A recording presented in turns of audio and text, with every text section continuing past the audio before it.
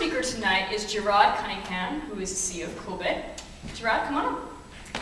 Gerard has spoken before. You may remember him from the Social Casino Talk. And today, he's actually going to take a different angle on the topic. Thank you. I'm already mic'd up. Okay. Well, we should have done this before, but I need to plug in. Sorry, Gordon. Can I just get some power? So, Gerard just got off a plane and ran here, and is a little jet lagged. So, do ask lots of questions. Let's take advantage of the time that he has with us today. Break his brain. Thanks for coming out. I will get out from behind this. $10 if you can stump him tonight. Okay. Hi, everybody. Sorry for the little delay there. Koolbit, so thank you for inviting me. Delighted to be here. It's always good to come to the Yetizen. I just want to talk a little bit about IP and how we're dealing with IP. But before that, just a little bit on Koolbit. We are building what we think of as the biggest mobile casino network in the world. We already have 4 casinos, 3 different platforms, 5 different versions. We now have the technology to print apps instantly across multiple platforms. So last Friday we launched a new casino and upgraded all the others. All done. Show up the mains. All done instantly. We also launched today in the UK, that's under the Casino Eno brand. We launched today in the UK our first foray into sports betting. So we're now taking bets in the UK for real money, on real money events. And we're launching a couple of casinos in the UK for real money in the coming 6 to 8 weeks. You said a couple of casinos? Physical? Virtual. Real money. Real money. No, what do you think about this casino, sir? I mean, we are a casino operator that happens to be online or in the social world. We care much more about the overall end-to-end user experience than the nitty-gritty details of an individual slot machine. We care about the slots, but slots come and go in a casino. They come and go in our real money and virtual. And is it all mobile or mobile and online? So we started off as mobile. We know mobile better than we know anything else, and today we just went online. So in the UK, you can go into the iOS App Store to do real money betting. But that's very constraining. What about all those people who want to bet with you on their desktop or on their Android devices? So we've gone mobile. We've gone on the web. Myself, I before starting this company, ran Betfair in the USA. I've been in the US about 20 years. I came here on purpose because it is the technology center. If you want to be doing anything in the world, you've got to be here. And I've done a whole bunch of startups and big companies, always on the cutting edge of technology, focused on the consumer. Look, when the guy said to me, can you tell us something about what it's like to compete when you've got open IP, my immediate thought was poker. Because poker is unbelievable, the changes that have gone on over the last decade or so. And the first thing that's really very interesting on just the virtual currency side is whoever is first with a decent product lasts a long time. So Zynga was first on Facebook with their poker product. They're still there. They're still number one.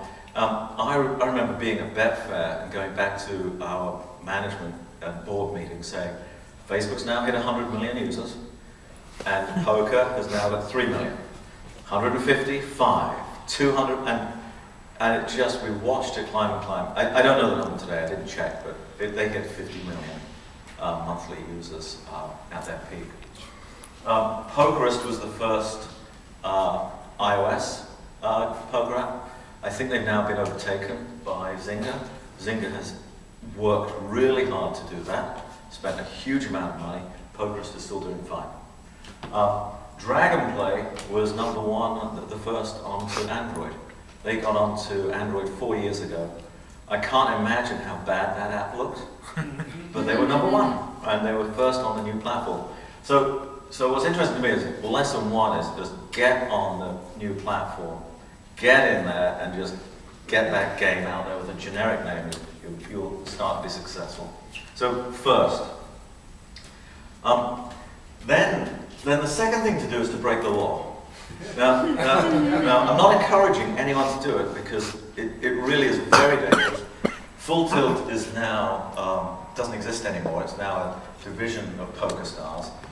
People went to jail. They got fined incredible amounts. PokerStars has settled with the DOJ in the USA after breaking the law, or allegedly breaking the law, but they settled and paid many hundreds of millions of dollars of fines. And they still are in deep trouble with each of the individual states' attorney generals because they haven't settled on a state-by-state basis yet. So here they are trying to come into do real money poker in the US with a rough background. But these guys, what they did back in 2001, 2002, the leader on real money poker in the US was Paradise Poker. They were based out of the Caribbean somewhere, and they were doing great, and they were really scared about going on TV and shouting about what they were doing. These guys weren't scared. They had the .NET strategy, if you remember, all of that, where everywhere you looked there was a .NET advertisement to go and play poker on the .NET website. And they hit the .NET website and the game was kind of a bit crippled, and you were encouraged to go to the .com to spend money. So I think that was really fascinating that they crushed Paradise, who were more legal, and who gave up when the laws became clear, and yet these guys have now paid a huge amount for their leadership in that. The other fantastic thing, I do have to say, I do have a lot of respect for the guys at Full Tilt PokerStars, and they've done a lot to try and clean up their act. And one of the most fantastic things they did was introduce Rush Poker. Do any of you guys know what that is? So normally you go to a casino or you go to a typical online site, including the virtual currency ones. You sit at a table, and the best strategy for playing poker is to fold something like 80% of the time. That's pretty boring. It takes a lot of discipline, and you're just folding and folding. The pros on the real money sites end up with 5, 10, 15. Or our Betfair pro was able to play with 20 different tables. And she would just, when a hand got interesting, she would then just fold everything else and focus on that one table. So these guys came up with a different idea. Fold, move to a brand new table, and play with new people all the time. And so literally, you can play a hand every 4 to 6 seconds, and just keep going and going and going. And then what happens is, because everyone's playing the same strategy, which is, wait till my cards are good, wait till my cards are good, everyone's got great hands, so everyone's betting really big. So now they've got much bigger rake and much bigger revenue. It's a wonderful game. The players love it, the companies love it. Huge innovation without changing the rules of the game itself, just how they deliver it to the players. And I love what those guys have done. I made this slide on the plane. So out of all of these guys, if I was thinking about poker, if I really wanted a bad boy casino and the image of some guy, I think Charlie Sheen would be okay. Probably better than Pee Wee Herman. The World Series of Poker has now been used by multiple companies. It was used, I think it was Glue First did a game under that brand. EA's done a game. EA's just sold that game back to Caesars, and Caesars now going to run that game.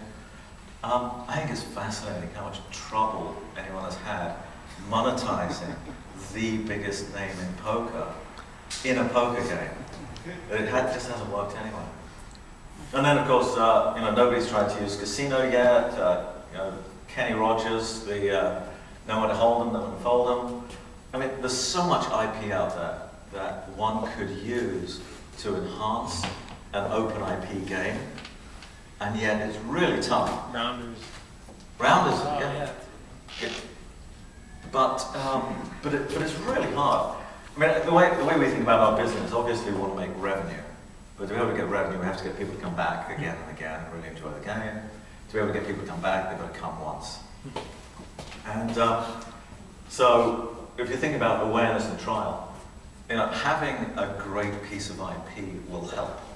So if you walk into a casino and you see a slot machine for Sex and the City, well, if you're a fan of Sex and the City, you've got to have a look at it and maybe put in a coin.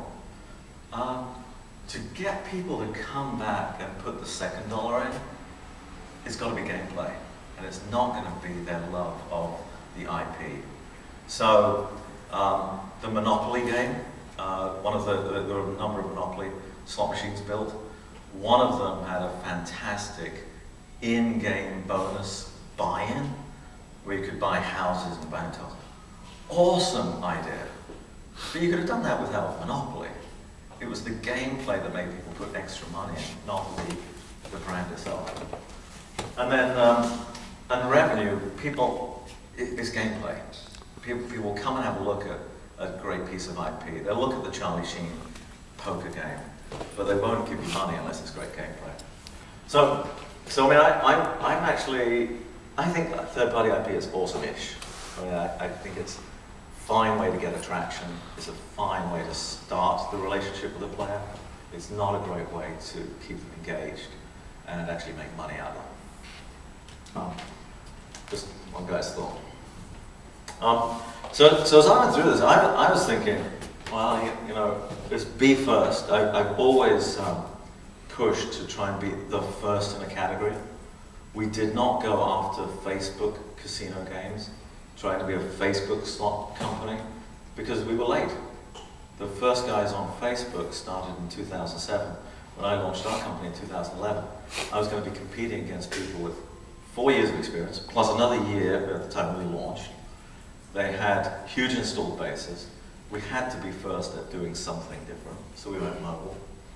Our names, we can debate whether they really are memorable, but we have really tried to work on our branding and differentiate them.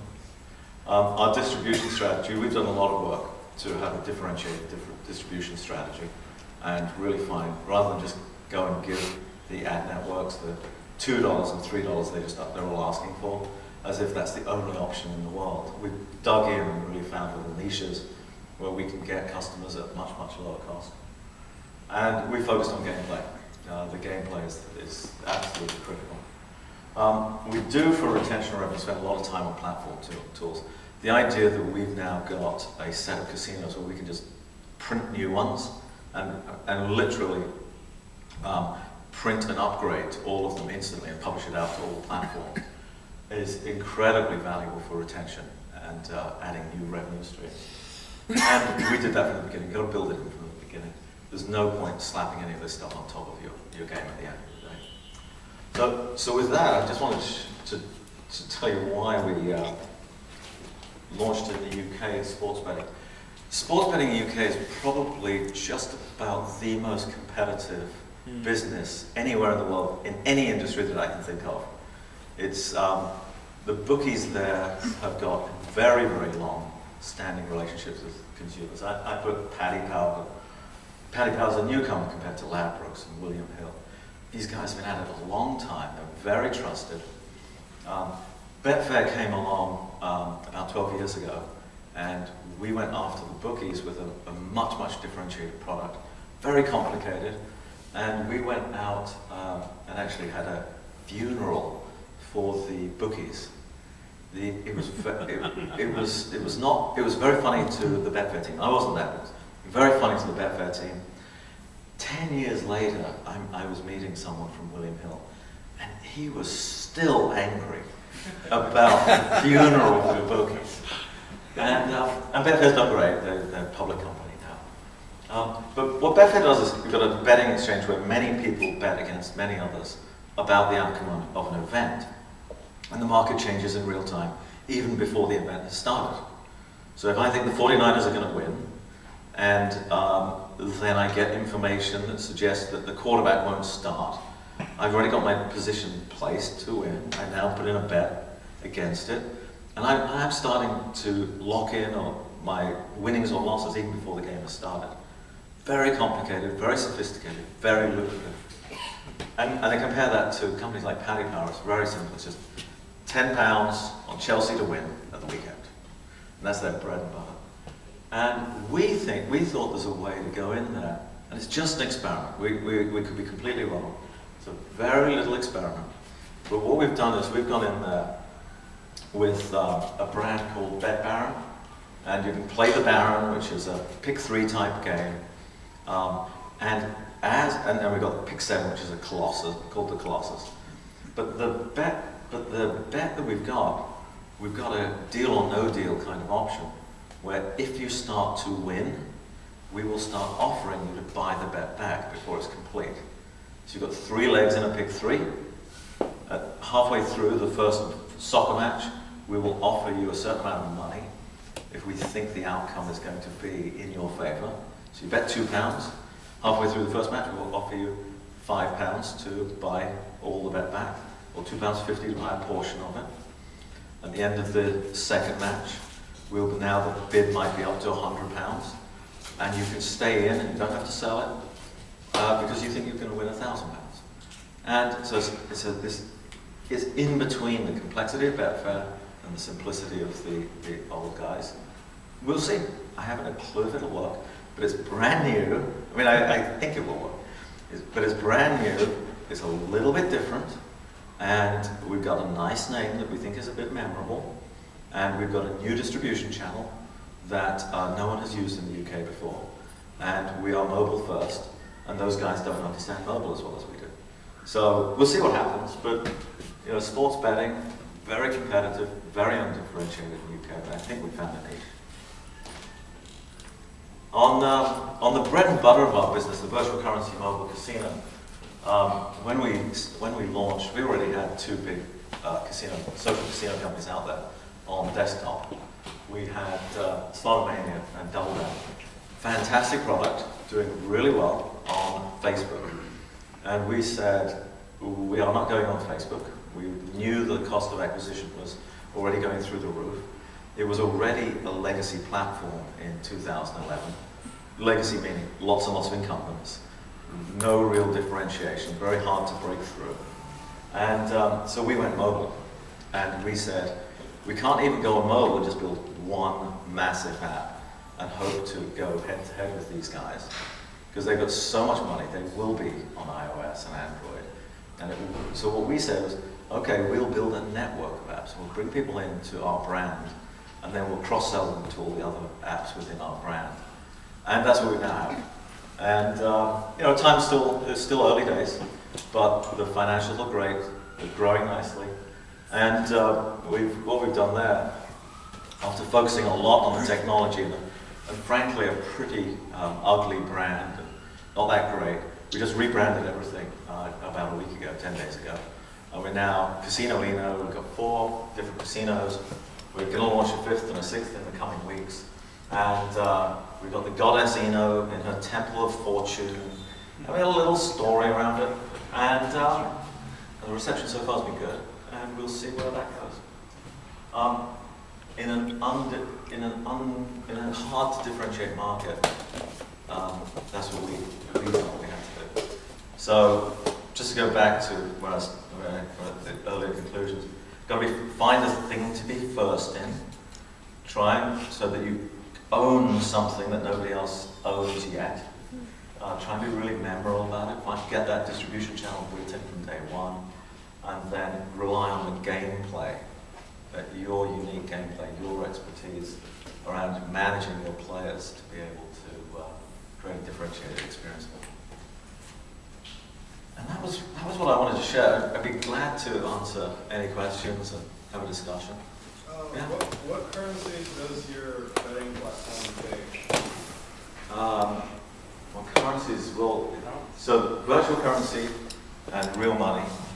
We, on the virtual currency side, we've got our own currency, of course, and we take any payments that Apple or Android will let us take.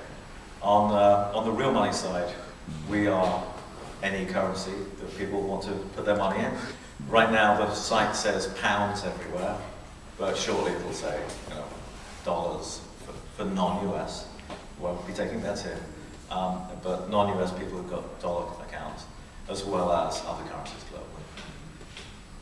We're not taking bitcoins. And we'll get to it, but it's not mainstream, so it's just. When will it take place? I'm sorry? When you will get there? When bitcoins is mainstream, it's just not mainstream right now. Yeah. Like all the cash poker in the US is now Bitcoin based. Because you can't do it with fiat currency. Because it's illegal. Yeah, so all the professional and hardcore poker players around here are playing with Bitcoins. That's why we saw this increase in prices a few months ago in Bitcoins. Interesting. So question here. Hi, I was wondering, is it possible to buy a phone from England and bet here in America? Just this. Is that legality? Can you do that as an American? So it depends. It depends a little bit. So it is not illegal for you living as a resident of California to place a bet in the UK. It is illegal for the operator to take a bet from you as a resident of the USA. Oh, wow. Unless I have a phone. Now the state of Washington is illegal for you as well. But, yeah, so that varies state by state. Oh, okay. Now in the UK, what they will do is they will check for, they've got know your customer laws, so they will check that you're a resident there, that you've got a bank account there, and then they will, on the phone or the desktop, check where you're located. And so I hope you can't bet on our website. We don't want your money. Okay? So the compliance issues are all on the operator? Does that increase your compliance costs significantly? Oh, they're huge. Yeah. Wait a minute. Your poker stars, your full tilt broke the law. Come on, man, break the law. You said it was a good example to I follow. didn't say it was a good example. I said it was an example. They're all in prison now. No, actually, they pay a lot of money to stay. He got lawyers. So, Hey, I was curious. This is sort of obliquely related to IP, but it was something you brought up more than once. You mentioned this emphasis on gameplay, and really a lot of these things are kind of fundamentally the same mechanical gameplay. So when you say it, is that some code word for experience, user experience, or is there actually something added to the mechanics of a traditionally known game? thank you. No, I really do mean player experiences. They're going through whatever journey it is you design for them. And maybe you can come up with something like Rush Poker, where you actually, you're still playing No Limit, Hold'em, it's the same game, but they have changed the way that you interact with the game. And I mean, that's just a fantastic experience. And when we've tweaked on the social side, we've got a bunch of things around leveling and bonusing, where, you're still playing slots, so you're hitting spin, but around that experience, we try to build as much as we can to improve the player experience.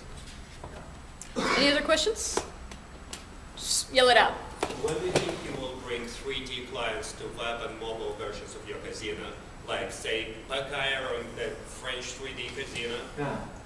When that will happen to you in your projections? I don't know. So PKR is a very successful 3D poker site over in Europe. Its big limitation is how large it is to download and how impossible it is for the big bettors to play multiple tables simultaneously, which is really bad. So No, you can play Pacaire multi-table. If you switch to 2D mode, then you can play multi-table. right, but not in 3D. Yeah, but not in 3D. They're not optimized for it. So it's a beautiful game, but the real pros don't care about it, or the big bettors don't care about the 3D. What they want is gameplay, not cuteness. And I don't know when that will come to mobile. The devices aren't ready yet. I built a 3D poker game a few years ago, which would fit like last year iPhones perfectly. Well done. Yeah, I can show you later. Thank you. That'd be great. Awesome. Any other final parting questions? Okay, let's give Gerard a hand.